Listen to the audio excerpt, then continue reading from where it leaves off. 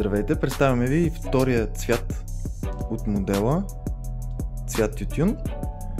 Отново да напомним, естествен велур, каучуково ходило, изцяло текстилна подплата, хубав грайфер, възможност за регулиране чрез връзките около глезена.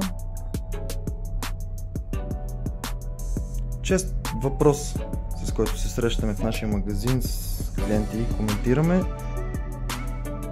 велура дали пропуска вода?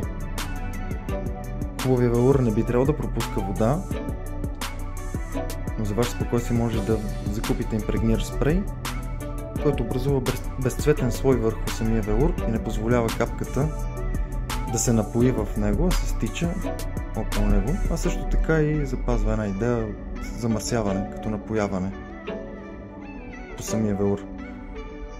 Така че не се колебайте, велур е един много хубав избор.